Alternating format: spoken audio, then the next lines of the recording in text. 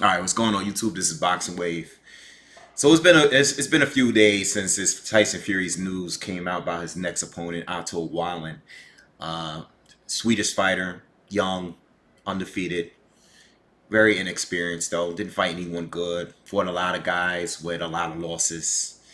Um, I'm not even sure if he's better than Tom Schwartz. I think Tom Schwartz, from what I've seen, there's very little footage on YouTube. He's a southpaw fighter, but from what I've seen, I actually think Tom Schwartz might have been a little bit better. You know, I think for sure that Tom Schwartz fought better fighters, at least. Okay, so I mean, look, you guys see the title, and you guys saw what I said about Fury in a few recent videos. You know, when I made a video recently about Gerald Miller, him being a potential opponent. I didn't make one about Charles Martin though, but look, Gerald Miller.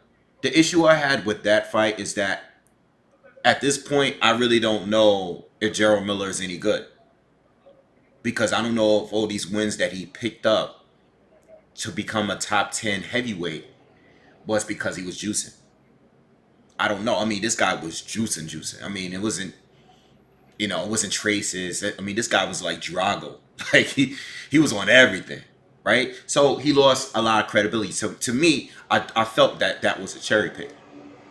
And then the Charles Martin news came out, and I didn't make a video on that. I didn't speak on that one at all. I did hear about him, but I was kind of just waiting to see who was going to be his actual opponent. I didn't want to keep making videos about news of potential opponents and stuff like that, and then he doesn't end up fighting any of these guys, which is what is happening now. But I've seen the YouTube community, and I see a lot of people calling Tyson Fury a cherry picker for picking Charles Martin as well. You know, even though Charles Martin was a former heavyweight champion, the way that he won that championship title. I remember watching that fight against Glaskov, and it was a weird way of winning the championship title.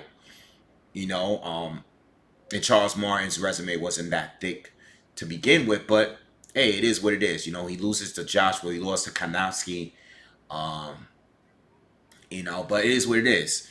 You know, I heard about it, and I feel like, okay, yeah, both of those are cherry picks. I mean, even though Charles Martin was more credible than Tom Schwartz, I was like, all right, whatever. If it's gonna be Gerald Miller or if it's gonna be Charles Martin, I already made my complaints about it, and that was it. But I told Wallen, it's like this is not even a cherry pick. Like this is like more than a cherry pick. Like this is like a cantaloupe pick. Like this is much bigger than a cherry. Like this guy is picking much larger fruit at this point. Like there's a pattern here now. Even if you're Tyson Fury, we all know how good and talented Tyson Fury is. He's very talented. I mean, he is the most skillful heavyweight boxer. You know, I think most people could agree to that. Now, his resume is questionable, and this is what I said in the previous video. I said I even think Wilder has a better resume. I mean, you remove quick if you remove Klitschko out of the equation, his resume doesn't stack up to Wilder or Joshua's. It just doesn't. Or Dillian White's. So, and I know Dillian White, we're waiting to see what's gonna happen with that whole situation, but uh yeah, Tyson Fury's resume is not deep, and I said this in the last video I made about him. I mean, you beat Derek Chisora twice, okay, cool. I mean, a lot of people beat him, but solid, solid win. Beat Christian Hammer, is a solid win.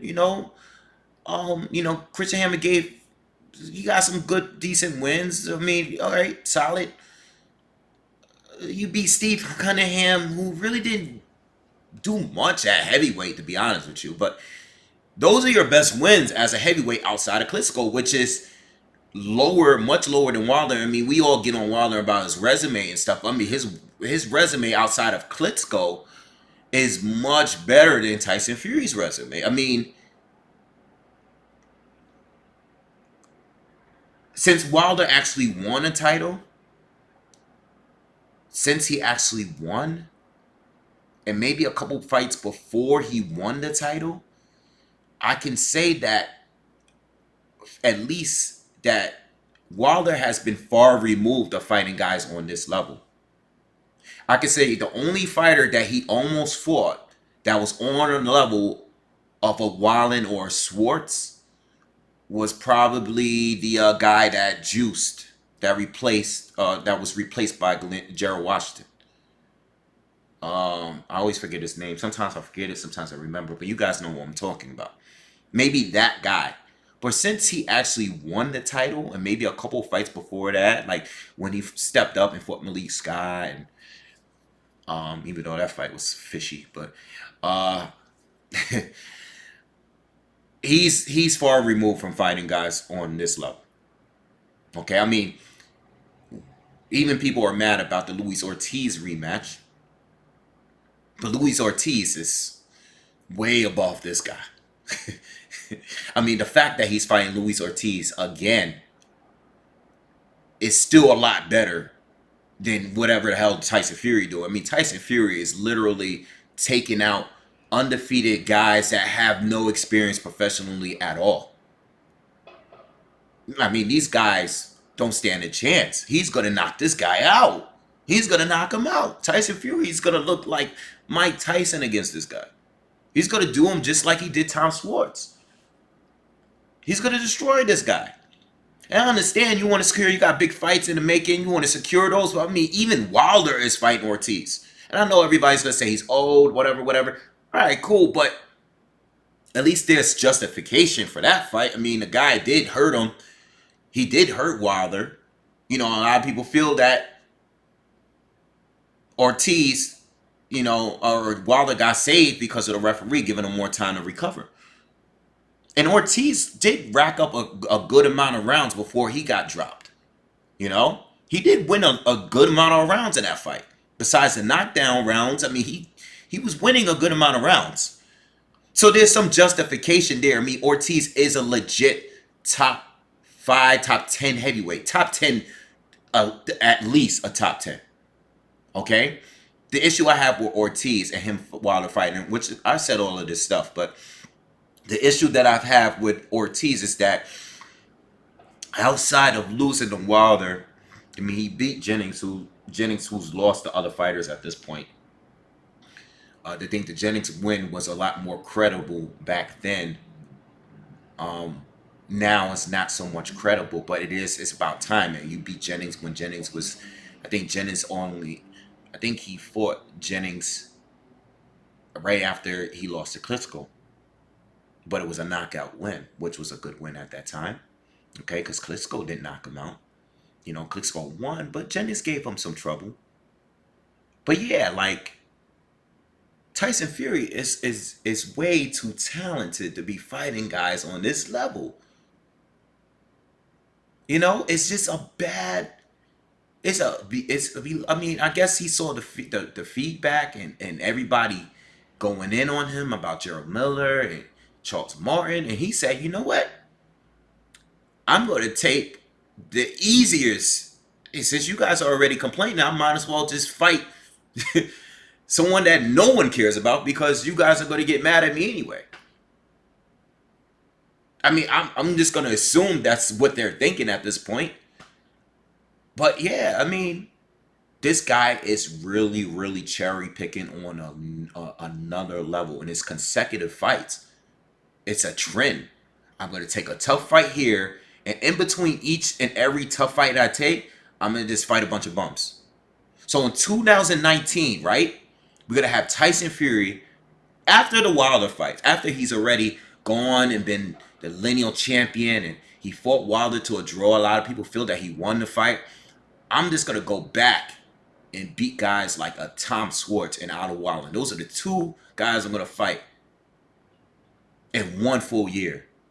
This whole year, this is the two guys. As many heavyweights that's out there, these are the two guys I'm going to go with.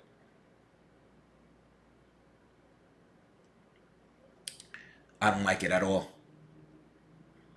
I don't like it at all. But you know what? This is what happens when you are not a title holder. And it's funny because that's another thing I was thinking.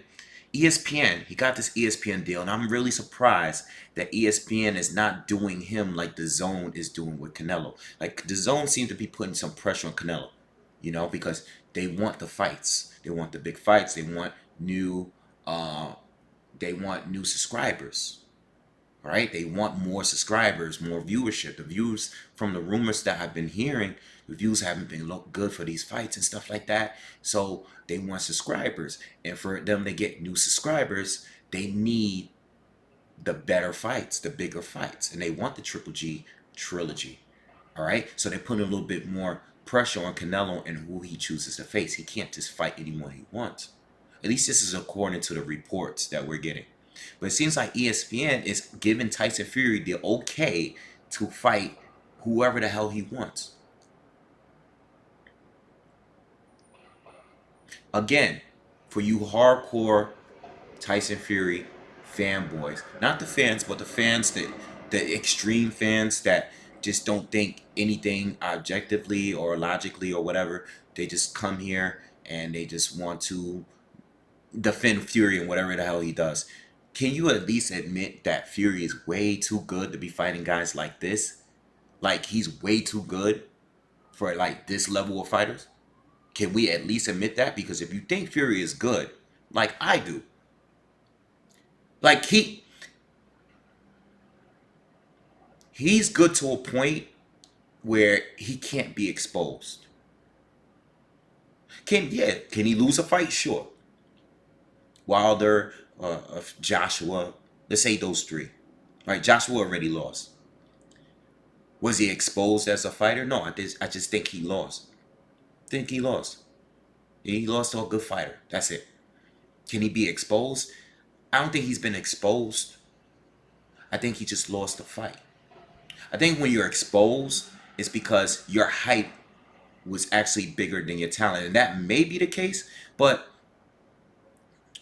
this guy has a solid resume up to his loss. He already fought a bunch of top heavyweights before taking a loss.